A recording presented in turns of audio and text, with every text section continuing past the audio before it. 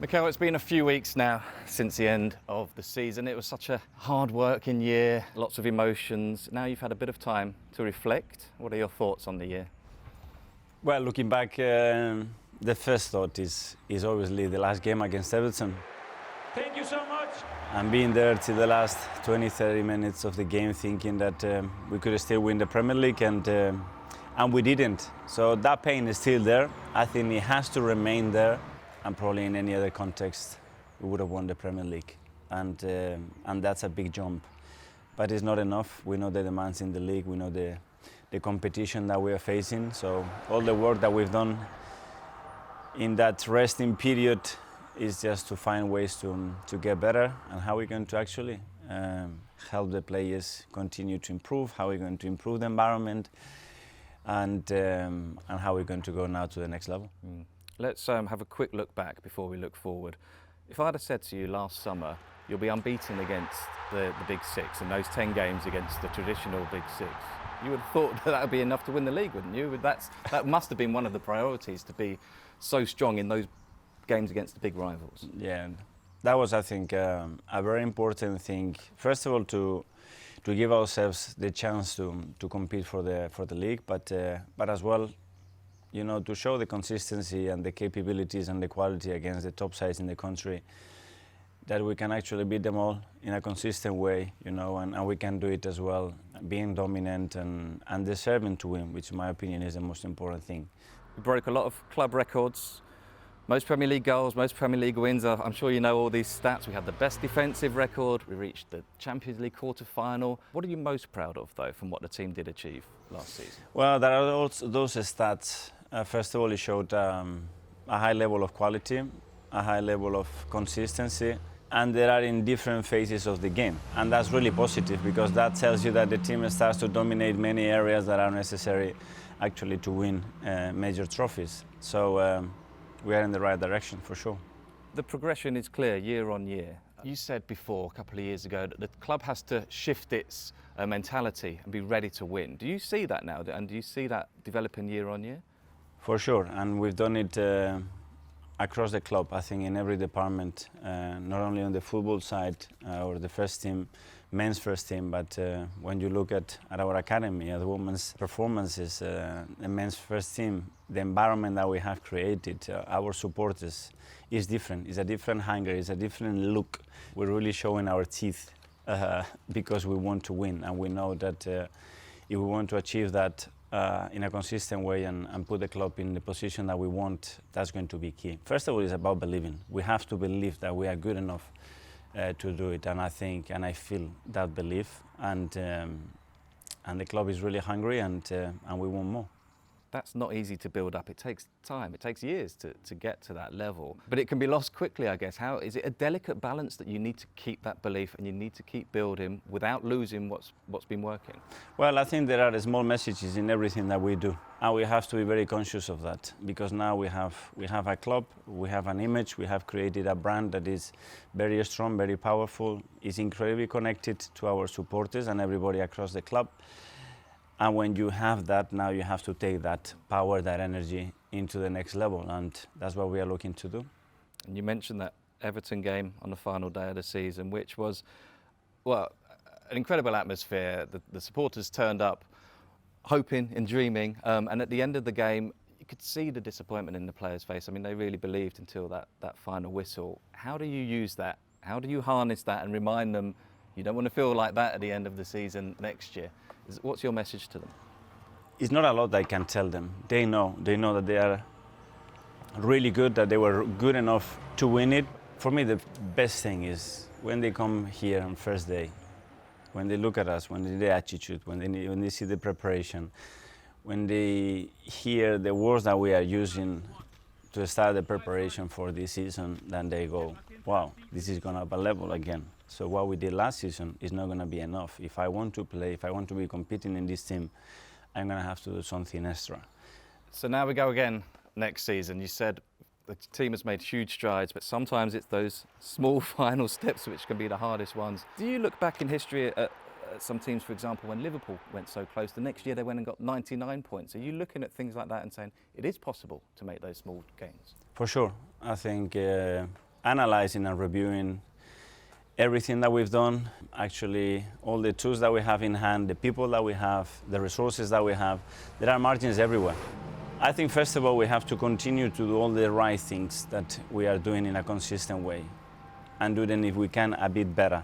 That's the first part. And then the other ones are, okay, where are other margins, other areas that we can still develop, improve, and go for them, you know, and simplify everything that we do in a really efficient way. And some people say we have to work a little bit more efficient. I think we're going to try to work harder and more efficient. That's the objective. Can you give us an insight into what those priorities are for you, what you want to improve, what you're going to be working on, especially in pre-season?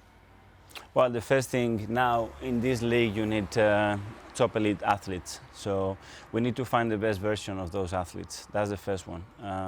When you see at the fixture list and the amount of games that we're going to be playing, those players are going to have huge demand. So physically and mentally first, they have to be in the best condition. So all the plans that we have put in place for them to arrive in the right condition, refresh mentally, you know, but as well with very clear messages of the demands that we're going to put with them. So we have to create a very inspiring, challenging, and at the same time enjoyable environment for them to come here on first day and say, wow, here we go again. These guys are not satisfied. They're going to be thinking about all the things that we can still improve and do, and we're going to get all the support that we need from them. And if we do that, we will be better again. The previous season, we took 50 points from the first 19 games, and then last season we took 49 points from the last 19 games. Is it possible, and do you try to do this, to set up a team? That combination. Well, to combine them ideally, but to finish strongly like we did last season, and to peak at that time of year. Was that something that you would try to do? Yeah, there are many factors that are contributing to that. Obviously, the start and end of seasons are hugely important because I think it sets, first of all, the first part sets a momentum in the team and in and around the club, and the last one, it gives you the taste of what the team is capable of doing. We know that the margins for error are minimal, and we're going to have to play that and be really comfortable and very reassuring and confident that we can constantly deliver what we want. You've spoken a lot about the energy and the passion that our supporters bring away games at Emirates Stadium, wherever the team play. Again, that went up again at a level last season. Can it go even higher next year? Are you demanding more from the supporters? It was unbelievable, and I have the chance to meet so many Arsenal supporters around the world in those 4 or 5 weeks that we had away from London, in many different parts of the world, and they all say the same thing. It's how close and that feeling of belonging that they have towards the club, you know, our players, the team, and I think that has elevated performances and I think the feeling across the club to a different level that we never had before. And that's something really powerful. And when you play and you work in that kind of environment with that energy, you always feel enthusiastic about something. You always have the aim to please these people, to give them joy. And when you work with that inside you, I think that can take you to a different level. And the fixture list came out recently, you just mentioned it. Especially the first few away games look quite tricky. What do you make of the programme? How much do you even look? You have to play everyone twice, of course, but how much do you look at the order of the games? I think it's always really important to start at home. It's a really special game, the first Premier League at home. That's really positive. And after that, it would depend. You know, you can look at many different ways, sequences of matches. I look a lot about, okay, the kind of opponent we're going to play, what kind of formation, what kind of managers. Can we have some consistency in a few weeks? But yeah, the difficulty is when you look there, it's not an easy game there. We're going to have to earn it, and let's go game by game and do what we have to do. Okay, that's interesting. So you look at the style of opposition we're playing, and maybe if there's like 2 or 3 games in a row, rather than actually the name of the team. Yes, I do, because it's very important for game preparation, but as well in Champions League this season we're going to have to prepare many more games, because in group stages you are repeating matches. This season this is not going to happen, so our analysts and ourselves as coaches, we're going to have very, very different demands. So that we've been putting things in place to try to be more efficient, to try to simplify messages as well, because the preparation of games is going to be really short, and we're going to have to maximize that time to give as much clarity and belief to the players to go and execute what they have to do to win the game. Yeah, have you thought about the new format of the Champions League and how that, obviously 8 games, as you say, against different opposition every time? What difference will that make, apart from the analysis, just the format of the league as well? Well, that every game is going to be crucial. You want to finish as high as possible. In order to do that, you have to win every game, and you can play against any opposition, any ground. That's great, and it gives you a great chance as well to see very early in the season where you are, what your level is. And once you have progressed through the competition, obviously that's going to be elevated to a different level. There's a lot of work to do on the pitch. There's work to do off the pitch as well. How excited are you to be working with Edu in this summer about all the challenges that the club are facing and to get back to work again? Yes, a very different summer. I think with the Euros and Copa America, it is different. I think you can tell that everything is a bit slower. I think the market and a lot of the constraints that the new rules have put in place have caused that obviously now clubs are more aware and it's a bit more delicate to do business in the way that we've done in the last few seasons. We have adapted to that, and we still want to deliver what we want throughout the transfer window, to have a much more competitive team and improve the squad in every area that we can. So what does the summer look like now for you and the players in the team? Well, we have 4 different groups. One of the groups that they haven't had any international football, so they had a period of 5 or 6 weeks where they could obviously enjoy the summer, start preparing their bodies, but as well refresh mentally after a tough season. And we have a few weeks in Marbella now in order to start getting the engines back and physically and mentally start to get prepared for what is happening. Then the international players that only play friendlies, they're going to join us just for a part here in Marbella.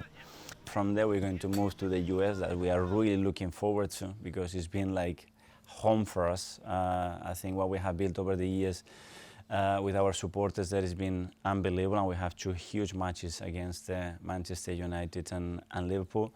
And then we're going to go back to London to play against Leverkusen, and then the Emirates Cup against Lyon. So it fits in really well in what we want to do, different kind of opponents, different parts of the world. Keep building our connection with our supporters and having the right football preparation to be very strong at the start of the season. So just last question, how would you sum up what you're looking forward to this season, your emotion? Is it optimistic, excited? How would you say? Excited, ambitious, really, really looking forward to it. We have excellent people across the club to work every single day. I always said, I enjoy my day here. I wake up in the morning and I'm excited to see you guys, to speak to Kate, to go and see the kid man and the guy in the gates, and I think you can feel that across the club.